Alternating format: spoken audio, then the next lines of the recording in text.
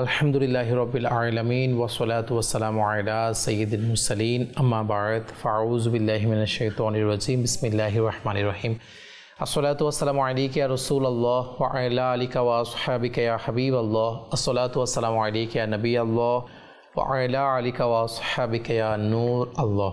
প্রিয় ইসলামী ভাইয়েরা এবং মাদানী চ্যানেল দর্শক শ্রোতা, আলহামদুলিল্লাহ আমরা আরেকটি বার উপস্থিত হয়েছি মাদানী চ্যানেল বাংলার ধারাবাহিক একটি অনুষ্ঠানের মধ্যে আমরা আল্লাহ পাকের অনেক বড় দয়া দাওয়াত ইসলামী আমাদেরকে যেই একটি বিভাগ এর মাধ্যমে অর্থাৎ মাকতাবাতুল মদিনা এর মাধ্যমে বিভিন্ন কিতাব আলহামদুলিল্লাহ আমির আহলে সুন্নাত দামাত বারকাতুহুল্লাহ আলাইহি অসংখ্য লিখিত কিতাব এবং আলহামদুলিল্লাহ তার সাথে দাওয়াত ইসলামের একটি বিভাগ যেটা হচ্ছে আল মদিনাতুল ইলমিয়া, জি হ্যাঁ, যেখানে অসংখ্য আলিমে দ্বীন এবং অসংখ্য মুফতিয়ানে কেরাম যারা বিভিন্ন বুজুর্গ রহমতুল্লাহি তাআলা আলাইহি যাদের বিভিন্ন কিতাব আলহামদুলিল্লাহ সেগুলো আমাদের কাছে বাংলা অনুবাদ করে এবং সেগুলো আমাদের কাছে সহজভাবে আমাদের কাছে পৌঁছে দেওয়া, সুবহানাল্লাহ।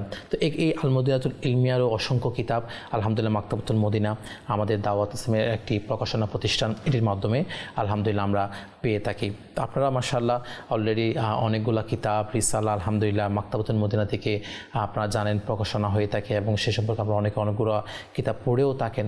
কিন্তু এমন অনেকগুলো কিতাব আসলে আমরা আমাদের অনেক অজানাও আছে এবং অনেকগুলো কিতাব আমরা জানি না যে আসলে কিতাবের মধ্যে কি কি বিষয় রয়েছে এবং কি কি বিষয় বিস্তারিত। তো আলহামদুলিল্লাহ যে পয়েন্টগুলো নিয়েই আমাদের এই অনুষ্ঠানে আমরা আলোচনা করে থাকি এবং একটা কিতাব আপনাদের কাছে পরিচয় করে দেওয়াই আমাদের এই অনুষ্ঠানের উদ্দেশ্য এবং আমাদেরও যেন আলহামদুলিল্লাহ কিতাব এই অনুষ্ঠান দেখার মাধ্যমে যেন আমাদের একটু ইলমে দ্বীন এর আগ্রহ এবং বিভিন্ন মাকতাবাতুল মদিনা কিতাব সম্পর্কে আমাদের যেন পরিচিতি মিলে যায়। তো সেই উদ্দেশ্যে আলহামদুলিল্লাহ আমাদের এই অনুষ্ঠান। তো ইনশাআল্লাহ আজকেও আমাদের অনুষ্ঠানের মধ্যে আমরা একটি কিতাব নিয়ে আলোচনা করব। তার আগে অনুষ্ঠানের শুরুতে আমরা যে দরুদ শরীফ পাঠ করেছি, এই দরুদ শরীফ পাঠ করার কেমন ফজিলত বরকত রয়েছে, আসুন আমরা সে সম্পর্কে একটি হাদিস শরীফ শ্রবণ করি।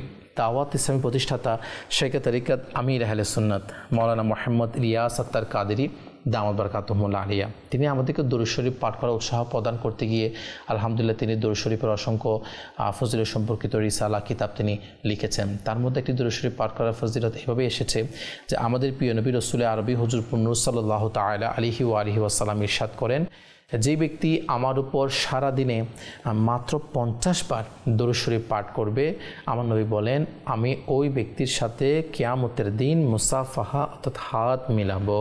সুবহানাল্লাহ সুবহানাল্লাহ।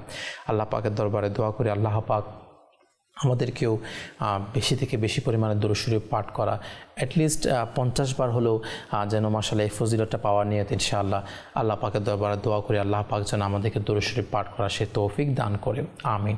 আসলে আমরা মহব্বতের সাথে আমাদের এই অনুষ্ঠানকে আরও বরকতময় করার জন্য এবার দরুদ শরীফ পাঠ করি। সল্লু আলাল হাবিব সাল্লাল্লাহু তাআলা আলা মুহাম্মদ সাল্লাল্লাহু তাআলা আলাইহি ওয়া আলিহি ওয়াসাল্লাম। প্রিয় দর্শক, আজকে আলহামদুলিল্লাহ আমরা যে কিতাব সম্পর্কে বিস্তারিত আলহামদুলিল্লাহ একটু কিছু এটার সম্পর্কে জানার সৌভাগ্য অর্জন করব। খুবই সুন্দর একটি কিতাব এবং আলহামদুলিল্লাহ যে কিতাবের নাম হচ্ছে কোরআনের আশ্চর্য ও অনন্য ঘটনা। সুবহানাল্লাহ। এই নাম শুনেই আপনারা আশা করি বুঝতে পেরেছেন যে আসলে কোরআনের যে আশ্চর্য ও অনন্য যে ঘটনা সেগুলো আলহামদুলিল্লাহ কিতাবের মধ্যে রয়েছে এবং এই কিতাবের লেখককে, জি হ্যাঁ, এই কিতাবের লেখক হচ্ছেন শাইখুল হাদিস হযরত আল্লামা মাওলানা আব্দুল মুস্তাফা আজমি রহমতুল্লাহি তাআলা আলাইহি। সুবহানাল্লাহ। যিনি সুবহানাল্লাহ অসংখ্য কিতাবের লেখক। আল্লাহু আকবার। যদি শুধু ইনার জীবনী বলতে যাই তাহলে এটা একটা আলাদা অনুষ্ঠান, আলাদা একটা চ্যাপ্টার হয়ে যাবে। অনেক বড় একজন আল্লাহওয়ালা এবং অনেক বড় একজন আল্লাহ পাকের নেককার বান্দা ছিলেন, যিনাদের জীবনী নিয়েও আলহামদুলিল্লাহ আমরা মাকতাবাতুল মদিনা থেকে বিভিন্ন কিতাবের মধ্যে পাই এবং আলহামদুলিল্লাহ মাদানী চ্যানেলের মধ্যে তো আলহামদুলিল্লাহ ইনাদের ব্যাপার বিভিন্ন ঘটনা, বিভিন্ন জীবনী, বিভিন্ন অনুষ্ঠানের মধ্যে আমরা শুনতেই পাই থাকি। তো আল্লাহ পাকের দরবারে দোয়া করে আল্লাহ পাক ইনার সদকায় আল্লাহ পাক আমাদেরকে বেহিসাব মাগফিরাত দান করে এবং আল্লাহ পাকের আরও কোটি কোটি রহমত ইনার নুরানি মাজার মুবারকে বর্ষিত হোক, দোয়া করি সেটি। আজকে আসুন ইনশাআল্লাহ ইনার এই যে কিতাব যেটি কোরআনের আশ্চর্য ও অনন্য ঘটনা, এই কিতাবটি বলতে গেলে প্রায় কত পৃষ্ঠা সেটা যদি বলি আলহামদুলিল্লাহ 523 থেকে 24 পৃষ্ঠা সম্বলিত এই কিতাব। মাকতাবাতুল মদিনার দাম রেখেছে মাত্র 30 টাকা। জি হ্যাঁ, তো আসলে টাকা বিষয় নয়, বরঞ্চ আলহামদুলিল্লাহ এই কিতাব পড়ার মাধ্যমে যা আমাদের যে নিয়ামত মিলবে, যে ইলমে দ্বীন নসিব হবে আলহামদুলিল্লাহ, তো সেটা তো অনন্য। আচ্ছা, এই কিতাব এটি আব্দুল মুস্তাফা আজিমির রহমতুল্লাহি তাআলা আলাইহি তিনি কেন লিখেছেন আর ইনি কি লিখছেন সে ব্যাপারে কিছুটা বর্ণনা এই কিতাবের মধ্যে এসেছে। রবিউল আউয়াল মাস 1400 হিজরিতে কয়েকজন উলামায়ে আহলে সুন্নাত তাদের মনের ইচ্ছাকে অনুরোধ আকারে প্রকাশ করলেন যে কোরআনুল কারীমের সহজ অনুবাদ ও সাধারণ ভাষায় বুঝে এভাবে আমাদেরকে লিখে দিন। তখন প্রথমবার আমি প্যারালাইসিসে আক্রান্ত হয়েছিলাম। এটি লেখকের ভাষ্য, লেখকের লেখা আপনাদের সামনে আমি তুলে ধরছি। ইনি বলছেন তখন আমি প্রথমবার প্যারালাইসিসে আক্রান্ত হয়েছিলাম। তো আমি উত্তরে তাদেরকে আমার দুর্বলতা ও রোগের কারণে অপারগতা দেখিয়ে এই কাজ থেকে আমি ক্ষমা চেয়ে নিলাম। ওনার প্যারালাইসিস হওয়ার কারণেই ক্ষমা চেয়ে নিলেন। আর আরজ করে দিলাম যে যদি কয়েক বছর পূর্বে আপনারা এভাবে মনোযোগ আকর্ষণ করতেন তবে অবশ্যই কাজ শুরু করে দিতাম। সুবহানাল্লাহ। কিন্তু এখন যেহেতু দুর্বলতার পাশাপাশি প্যারালাইসিস রোগও হয়ে গিয়েছে, তো আমার শক্তি সামর্থ্য একেবারে ক্ষয় হয়ে গিয়েছে, এই ধরনের এনার বর্ণনা। তো এক বড় কাজ আমার পক্ষে করা সম্ভব নয়, এই ধরনের বর্ণনা ইনি করেন। এবং আরেকটা বিষয় উনি তখন বলেন যে অতঃপর কয়েকজন আত্মীয় বলল যে যদি সম্পূর্ণ কুরআনুল কারীমের অনুবাদ আপনি নাই লিখতে পারেন বা নাই লিখেন, তবে নাওয়াদিরুল হাদিস এর নেই কুরআনুল কারীমের কয়েকটি আয়াতের অনুবাদ ও তাফসীর লিখে আয়াতের যথার্থ ব্যাখ্যা তো করে দিতে পারেন। তো তবে খুবই ভালো হতো সবার জন্য এবং অনেক উপকারী জ্ঞান ভাণ্ডার সবার নসিব হতো। তো এই কাজটি উনি বললেন যে আমার জন্য খুবই সহজ ছিল। অতএব আমি আল্লাহ পাকের উপর ভরসা করে কাজ শুরু করে দিলাম এবং তখনও প্রায় 100 পৃষ্ঠা পাণ্ডুলিপি লিখতে পেরেছি যে হঠাৎ 13 ডিসেম্বর 1981 সাল রাতে ঘুমানোর সময় প্যারালাইসিস দ্বিতীয়বার আমার উপর আক্রমণ করে পড়ল। বাম হাত ও বাম পা এমনভাবে পক্ষাঘাতগ্রস্ত হয়ে গেল, আল্লাহু আকবার, এতে অনুভূতি ও নড়ানোর ক্ষমতাই রইল না। সাথে সাথেই জিপে করে ব্রাউন শরীফ থেকে 2জন শিক্ষার্থীর সাহায্যে আমার বাড়ি গোশিতে চলে এলাম এবং 2 মাস কাটেই পড়ে রইলাম। আল্লাহু আকবার, 2 মাস পর্যন্ত তিনি এই প্যারালাইসিসের কারণে খাটের মধ্যে পড়ে রইলেন। তখন তিনি বলেন কিন্তু আলহামদুলিল্লাহ দ্রুত আল্লাহ পাকের মহান দয়া হলো যে হাত ও পায়ে অনুভূতি আর নড়ানোর ক্ষমতা ফিরে আসলো এবং 3 মাস পর দাঁড়াতে পারলাম। আর ধীরে ধীরে আল্লাহ পাকের অনুগ্রহে উপযুক্ত হয়ে গেলাম যে জুমা ও জামাতের জন্য মসজিদে যেতে লাগলাম। সুবহানাল্লাহ, সুবহানাল্লাহ। অতএব সে পাণ্ডুলিপি যা থেমে গিয়েছিল এবার অসুস্থ অবস্থায় তা সম্পূর্ণ করে আল্লাহু আকবার, আল্লাহু আকবার, সুবহানাল্লাহ তিনি লিখেন যে আমি এটি পাঠকের খেদমতে উপস্থাপন করেছি। এই কিতাবের ব্যাপারে তিনি আরও বলেন যে এই কিতাবে কুরআনুল কারীমের বিভিন্ন সূরা থেকে বাছাই করা প্রায় 65টি অদ্ভুত বিষয় এবং বিস্ময়কর আশ্চর্যজনক ঘটনাবলী যা কুরআনুল কারীমের সংক্ষিপ্ত আলোচনা করা হয়েছে তা উদ্ধৃত করে এর বিশদ ব্যাখ্যা তিনি এই কিতাবের মধ্যে লিখেছেন। সুবহানাল্লাহ, সুবহানাল্লাহ। আপনি দেখতে পাবেন কুরআনুল কারীমের মধ্যে অনেকগুলো ঘটনা আছে। তো এই কিতাবের লেখক তিনি বলছেন সেই কুরআনুল কারীম থেকে প্রায় 65টি অদ্ভুত যে বিষয়গুলো আছে সেগুলো আমি নিয়েছি এবং ওই ঘটনার বিস্তারিত বিশদ আলোচনা আমি কিতাবের মধ্যে তুলে ধরেছি। এবং ওই ঘটনাবলীর মাঝে যে শিক্ষা ও শুধু ঘটনা লিখেছেন এটা নয়, বরঞ্চ ঘটনার পর নিচে এই ঘটনাতে কী শিক্ষা, এই ঘটনাতে কী উপদেশ লুকায়িত আছে সেটি তিনি তুলে ধরেছেন। সুবহানাল্লাহ। এবং তাও শিক্ষা ও উপদেশ নামে একটি এখানে তিনি কলাম লিখেছেন, মাশাআল্লাহ, সেখানে তিনি এটি উপস্থাপন করেছেন। সুবহানাল্লাহ। তো দোয়া হলো, তিনি বলেন দোয়া হলো আল্লাহ পাক যেন আমার অনন্য রচনাগুলোর নেই এই 19তম কিতাবটিও স্থায়ী গ্রহণযোগ্যতার কারামত দ্বারা দন্য করে সৃষ্টির উপকারের উপর লক্ষ্য করে এবং এই খেদমত আমার ও আমার পিতামাতা তাছাড়া আমার উস্তাদ ও ছাত্র এবং মুরিদগণ ও বন্ধুবান্ধবদের জন্য আখিরাতের পাথেয় ও মাগফিরাতের মাধ্যম করেন। সুবহানাল্লাহ, সুবহানাল্লাহ। এই কিতাবটি ছিল আমার আব্দুল মুস্তাফা আজিমির রহমতুল্লাহি তাআলা আলাইহি প্রায় 19তম। সুবহানাল্লাহ, সুবহানাল্লাহ। এভাবে তিনি পরিশেষে দোয়া করছেন এবং সাথে আরও দোয়া করছেন তিনি, সুবহানাল্লাহ, যে আমার মুরিদগণ ও বন্ধুবান্ধবদের জন্য আখিরাতের পাথেয় ও মাগফিরাতের মাধ্যম করেন। আর আমার নাতি মৌলভী ফয়জুল হক সাহেব, সুবহানাল্লাহ, ইনার নামও তিনি নিয়েছেন এবং তাকে উত্তম প্রতিনার জন্য দোয়া করেছেন এবং কিতাবের সম্পাদনা, লিখন, ছাপানো ইত্যাদি কাজে সহকারী বিপদকারীদের জন্য তিনি দোয়া করলেন। সুবহানাল্লাহ। তো এই কিতাবটি আসলে এমন অবস্থায় লিপিবদ্ধ, তিনি বলছেন যে আমি এমন অবস্থায় লিপিবদ্ধ করছি যে দুর্বলতা ও বার্ধক্যের কারণে চলাফেরা করা খুবই কষ্টসাধ্য হয়েছিল আমার জন্য। তো তিনি আলহামদুলিল্লাহ তিনি বলেন যে কিন্তু আলহামদুলিল্লাহ আল্লাহ পাকের দয়ার ডান হাত কাজ করছে এবং মনের একেবারে কি মানে সব কিছু ঠিক আছে, এই ধরনের ইনার বর্ণনা, এবং চিকিৎসাও চলছিল এমন অবস্থায় ইনার। এর মধ্যে তিনি আল্লাহ পাকের দয়ায় কিতাব লিখেছেন। তো ইনি আরও দোয়া চাচ্ছেন পাঠক ও দর্শকদের জন্য যে দোয়া করবেন আল্লাহ পাক যেন আমাকে দ্রুত সুস্থতা দান করে যাতে আমি শেষ জীবন পর্যন্ত দরসে হাদিসুদ্দিনী কিতাব এবং ওয়াজ দারবাহ চালু রাখতে পারি। আল্লাহু আকবার। কেমন মন মানসিকতা তাদের তখন ছিল, হ্যাঁ, যখন তিনি বেঁচে ছিলেন তখন তাদের কেমন মন মানসিকতা ছিল। আল্লাহু আকবার। আল্লাহ পাকের দরবারে দোয়া করে আল্লাহ পাক ওনার যে সদকায় আমাদেরকেও ইলমে দ্বীনের প্রতি যে আগ্রহ সুবহানাল্লাহ সেটার জন্য নসিব করে। দর্শক, আপনারা এই কিতাবের মধ্যে কি রয়েছে, কোরআনে পাকের যে ঘটনাগুলো রয়েছে সে সম্পর্কে অনেকটুকু আপনাদের ধারণা হয়ে গিয়েছে। এখন যদি আমি আপনাদেরকে আসলে সেখানে কোন ধরনের ঘটনা, কিসের ঘটনা, তো আপনারা অনেকে জানেন কোরআনে পাকের মধ্যে অনেক ধরনের ঘটনা আছে। কোরআনে পাকের মধ্যে বিভিন্ন ধরনের ঘটনা, বিভিন্ন আম্বিয়া কারামদেরকে নিয়ে ঘটনা, বিভিন্ন মনে করেন কোনো একটা বস্তু, তখন বিভিন্ন নবীদের সাথে সম্পৃক্ত বিভিন্ন বস্তু ছিল, বিভিন্ন ধরনের ঘটনা কিতাবের মধ্যে আছে এবং এই কোরআনের মধ্যে ছিল। তার মধ্যে একটি দুইটি ঘটনা আমি আপনার কাছে তুলে ধরবো যেন আপনাদেরও আইডিয়া হয়, আপনাদেরও মাশাআল্লাহ একটু আরও পড়ার আগ্রহ সৃষ্টি হয় যে এই ধরনের ঘটনা এখানে রয়েছে, আরও যদি আমি পড়ি তাহলে আরও কত ঘটনা আমি জানতে পারবো। তাদের মধ্যে খুবই সুন্দর একটি ঘটনা যেটি মাশাআল্লাহ আমিও যখন পড়ছিলাম আমারও মাশাআল্লাহ খুবই একটি উৎসাহ জাগলো যে আসলে কত বরকত আসলে কোরআন কারীমের থেকে আমরা শিক্ষণীয় বিষয় আমরা পাই। সেটি হচ্ছে একটি হাস্যরস ঘটনা। সুবহানাল্লাহ।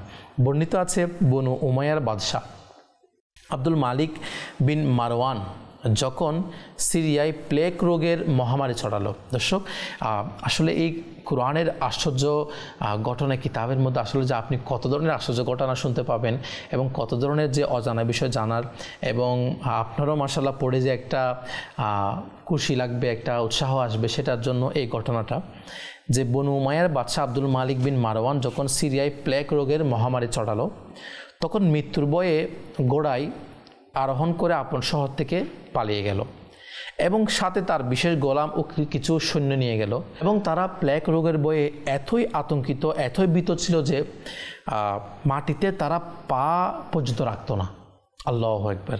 এবং ঘোড়ার পিঠেই তারা ঘুম যেত, মানে এতই তারা ওই রোগটাকে ভয় পেত। সফরের সময় এক রাতে তাদের ঘুম আসলো না। তখন সে তার গোলামকে বলল যে তুমি আমাকে একটা গল্প শোনাও, আমার ঘুম আসছে না। স্বাভাবিক হয় আমাদের মধ্যে অনেক সময় যে ভালো না লাগলে বা কোনো কিছু হলে একটা গল্প শোনাও, কিছু ভালো লাগছে না একটু আড্ডা করি, এ ধরনের হয়। তো ইনি বলছে ঘুম আসছে না, একটা গল্প শোনাও আমাকে।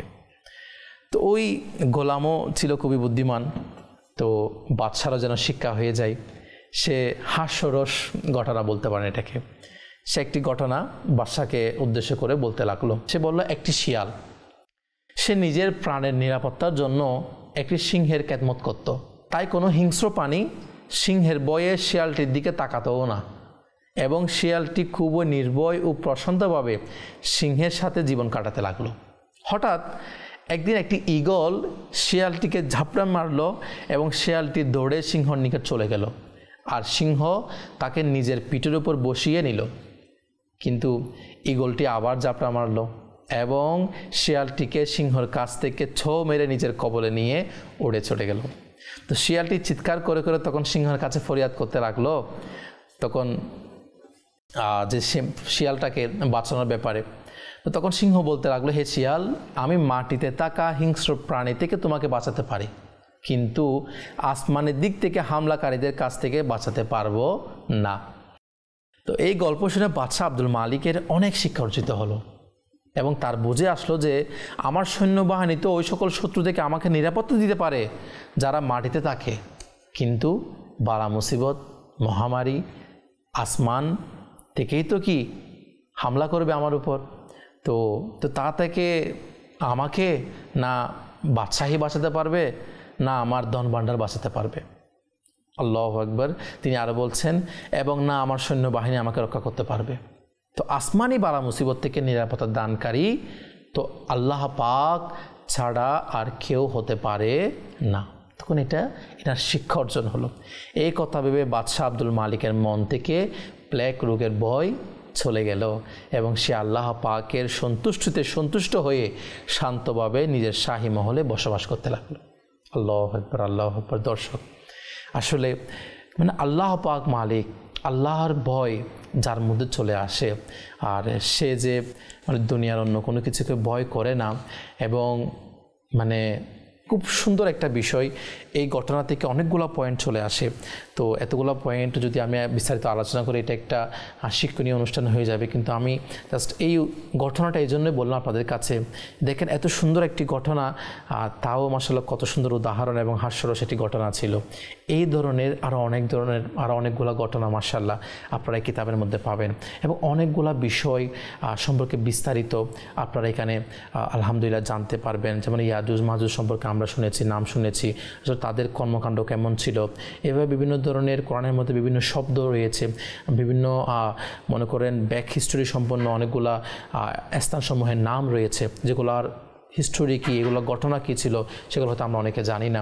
তো আলহামদুলিল্লাহ এই কোরআনের আশ্চর্য ঘটনা এই কিতাবের মধ্যে আলহামদুলিল্লাহ আমাদের অনেক ঘটনা জানার সৌভাগ্য হবে। দর্শক দেখেন, আজকে আমরা মানুষ অনেক মা বাবা ছোটো বাচ্চাদেরকে বিভিন্ন ঘটনা শোনাই, মিথ্যা ঘটনা, যে হ্যাঁ বানোয়াট ঘটনা। তো আর আল্লাহ পাকের কত বড় দয়া, কত সুন্দর, কত মানে কিউরিয়াসিটি সৃষ্টি হবে, এই ধরনের মনে করেন কৌতূহল আসবে, এই ধরনের অনেকগুলো ঘটনা আল্লাহ পাকের দয়া কুরআনুল কারীমের মধ্যে অসংখ্য ঘটনা আছে। হ্যাঁ, কিন্তু আমরা সেই ঘটনাগুলো তো আর আমাদের বাচ্চাদেরকে শোনাই না, আমরা নিজেরাও পড়ি না, আর না জানলে শোনাবো কোত্থেকে? হ্যাঁ, আপনি দেখেন যারা আজকে সাধারণ মা বাবা বলেন বা যারাই যেভাবে বিভিন্ন মানুষের ঘটনা শোনায়, এখান থেকে হয়তো সাধারণ ঘটনাগুলো থেকে দুনিয়াদারের যে বিষয়, শুধু দুনিয়াবি লাভ বা দুনিয়াবি বিভিন্ন কিছু ফায়দা হলে হতে পারে, কিন্তু কোরআনের ঘটনা সুবহানাল্লাহ, সেখান থেকে তো দুনিয়াও ফায়দা, আখিরাতও ফায়দা। যেখানে আমার আখিরাত কামিয়াব হওয়ার জন্য শিক্ষণীয় বিষয় এই কোরআনের ঘটনা থেকে জানা যায়। তো আল্লাহ পাকের দরবারে দোয়া করা চাই, আল্লাহ পাক যেন আমাদেরকে ইলমে দ্বীন অর্জন করার তৌফিক দান করে। এবং যখনই কোনো ঘটনা বই পড়ার, ঘটনা পড়ার বা ঘটনা শোনার মন চায় না, কোরআনের ঘটনাকে নিয়ে নিন।